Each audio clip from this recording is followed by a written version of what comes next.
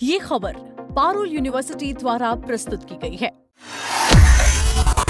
और आप सभी का ये स्नेह मेरे लिए ऊर्जा और प्रेरणा का काम करती है। ये मेरे लिए प्रेरणा का स्रोत है, क्योंकि चंपावत मेरे लिए केवल एक विधानसभा क्षेत्र नहीं है, बल्कि ये अब मेरी कर्मभूमि और ये मेरा परिवार है। और जब भी मैं आप सबके बीच में आता हूं, जब कभी मैं चंपावत आने का मुझे मौका मिलता है, तो मुझे ऐसा लगता है कि मैं अपने घर में आया हूं। चंपावत के सभी परिवारजनों ने जो मुझे अपना अथाह स्नेह दिया है, अटूट प्रेम और विश्वास दिखाया है, वो मेरे जीवन की सबसे बड़ी पूंजी है। यही विश्वास आप सबके द्वारा जो लगातार मुझे अपना समर्थन दिया जाता है, आशीर्वाद दिया जाता है, इसके कारण ही मुझे दिन रात बिना रुके, बिना थके और पूरी निष्ठा और समर्पण के साथ देवभूमि उत्तराखंड की सेवा में जुटे रहने की शक्ति प्रदान करता है, ऊर्जा प्रदान करता है, साहस प्रदान करता है, संबल प्रदान करता है।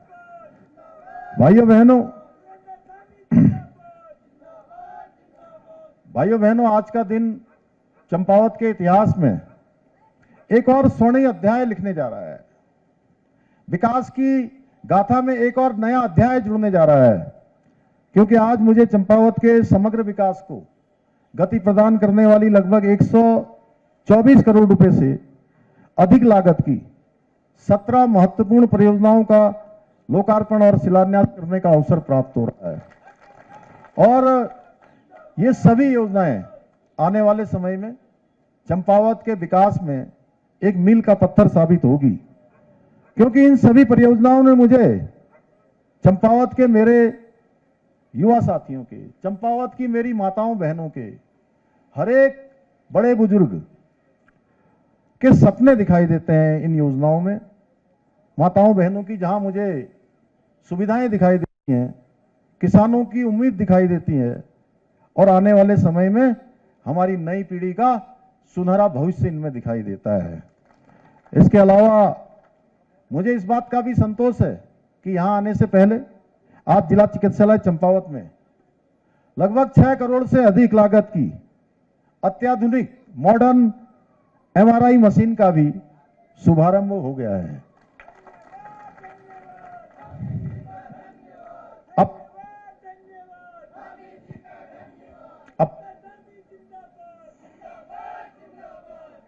अब चंपावत और इसके आसपास के सभी क्षेत्र के लोगों को अब MRI करवाने के लिए बड़े शहरों में या निजी अस्पतालों में चक्कर नहीं लगाने पड़ेंगे। अब लोगों का समय भी बचेगा, पैसा भी बचेगा, और गंभीर रोगों का उपचार भी उनको अपने घर के पास ही मिल सकेगा। मुझे ये बताते हुए अत्यंत प्रसन्नता हो रही है कि आज मुझे चंपावत के सिटी सेंटर का भूमि पूजन तथा कॉर्बेट टेल के उद्घाटन का भी सौभाग्य प्राप्त हुआ है। मुझे विश्वास है दोनों परियोजनाएं चंपावत के विकास में, यहाँ के पर्यटन में और स्थानीय अर्थव्यवस्था और रोजगार को एक नई उड़ान देंगे, नई गति यहां मिलेगी, रोजगार व्यापार दोनों ही बढ़ेगा। भाइयों बहनों, आदरणीय प्रधानमंत्री श्री नरेंद्र मोदी जी के दूरदर्शी नेतृत्व में हमारी राज्य सरकार विकास और विरासत इस मंत्र को आत्मसात करते हुए आगे बढ़ रही है। एक और हम जहां सड़क, शिक्षा, स्वास्थ्य और पेयजल ऐसी आधुनिक आधारभूत सुविधाओं को मजबूत कर रहे हैं, उनको सुदृढ़ कर रहे हैं, वहीं देवभूमि की आध्यात्मिक और सांस्कृतिक पहचान को भी नई ऊंचाइयों तक पहुंचाने का प्रयास कर रहे हैं। हमारा संकल्प है कि विश्व की आध्यात्मिक राजधानी के रूप में, मैं भारत की आध्यात्मिक राजधानी नहीं कह रहा हूं, विश्व की आध्यात्मिक राजधानी के रूप में स्थापित करने का है, क्योंकि सदियों से देवभूमि उत्तराखंड भारत की सनातन चेतना का केंद्र रही है। इस दिशा में कार्य करते हुए केदारखंड की भांति ही मानसखंड के जो हमारे पौराणिक मंदिर हैं उन सभी का पुनरुत्थान किया जा रहा है, उनका सौंदर्यीकरण किया जा रहा है। मां पूर्णागिरी धाम का समग्र विकास, मां बाराही देवी, बालेश्वर, पाताल रुद्रेश्वर, मां रणकोची जैसे प्राचीन मंदिरों में श्रद्धालुओं की सुविधाओं के लिए और विस्तार सहित शारदा कॉरिडोर और प्रस्तावित गोल्जू कॉरिडोर जैसी परियोजनाएं हमारी इस सोच का परिणाम है। भाइयों बहनों, चंपावत केवल एक जनपद नहीं है, बल्कि हमारी आस्था, हमारी संस्कृति और सीमांत स्वाभिमान और असीम संभावनाओं का पहचान का क्षेत्र ये जिला चंपावत है। इसलिए हमारी सरकार ने इसके विकास को केवल कुछ योजनाओं तक सीमित नहीं रखा है कि कुछ योजनाएं शुरू हो जाएं, बस इसकी इतिश्री हो जाए, औपचारिकता पूरी हो जाए, बल्कि इसे उत्तराखंड का आदर्श जिला बनाने के लक्ष्य के साथ हम योजनाबद्ध तरीके से काम कर रहे हैं। आप देख रहे होंगे, आप जिस वर्ग के लिए कहेंगे उस वर्ग के लिए कोई न कोई योजना आ रही है। बच्चों के भविष्य की भी इसमें पूरा प्रबंध किया जा रहा है।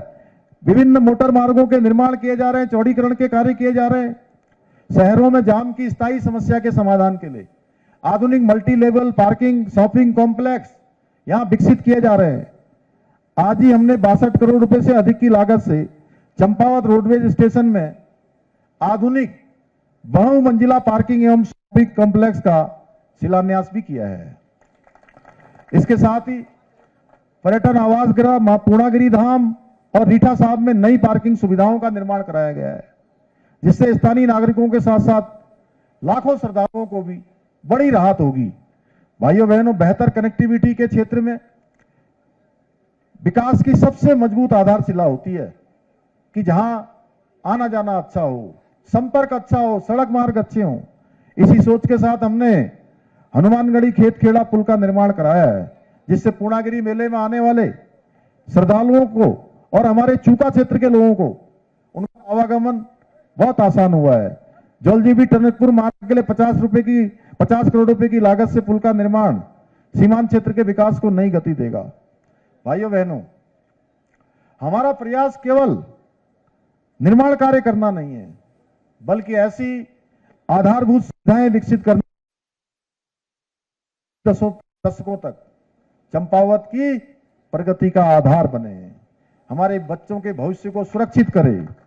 और इसी के अंतर्गत चंपावत की भविष्य की आवश्यकताओं के अनुरूप उसको विकसित करने के लिए 66 करोड़ रुपए से अधिक की लागत से आधुनिक सिटी ड्रेनेज सिस्टम किया जा रहा है। इसके साथ ही आज चंपावत में भूमिगत विद्युत लाइनों को बिछाने का कार्य भी तेजी से चल रहा है, जिससे आने वाले समय में हमारा चंपावत और अधिक सुरक्षित और व्यवस्थित बना रह सकेगा। इसके अलावा 240 करोड़ रुपए से अधिक की लागत से पेयजल व्यवस्था को और मजबूत किया जा रहा है। भाइयों बहनों, किसी भी परिवार की सबसे बड़ी चिंता तब होती है जब उसके परिवार का कोई परिवारजन, कोई सदस्य गंभीर रूप से किसी बीमारी से ग्रसित हो जाता है और उस समय उसे इलाज के लिए इधर उधर भटकना पड़ता है। इसलिए स्वास्थ्य सेवाओं को मजबूत करना हमारी सर्वोच्च प्राथमिकता रही है कि यहां चाहे क्रिटिकल केयर ब्लॉक बनाना हो, चाहे डायलिसिस मशीन लगानी हो, या चाहे आज से एमआरआई का शुभारंभ करना हो। और इस दिशा में हमने 20 करोड़ रुपए की लागत से 50 बेड का क्रिटिकल केयर ब्लॉक यहां बनाया गया है।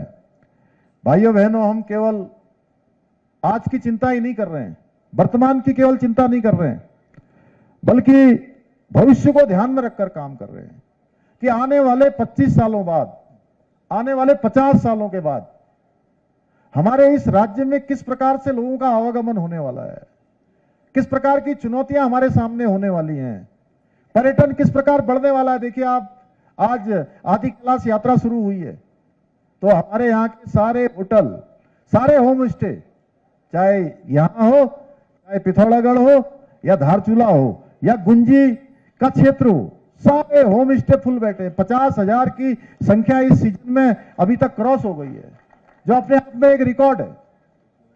पहले के समय में पूरे साल भर 500-700 लोग आते थे, और अब इस साल यह आंकड़ा मुझे लगता है कि 1 लाख को पार करेगा। तो इसलिए भविष्य की जो चुनौतियां हैं उनको भी ध्यान में रखना है। इसको ध्यान में रखकर भारत नेपाल सीमा पर ड्राई पोर्ट 177 करोड़ रुपए की लागत से बन रहा है।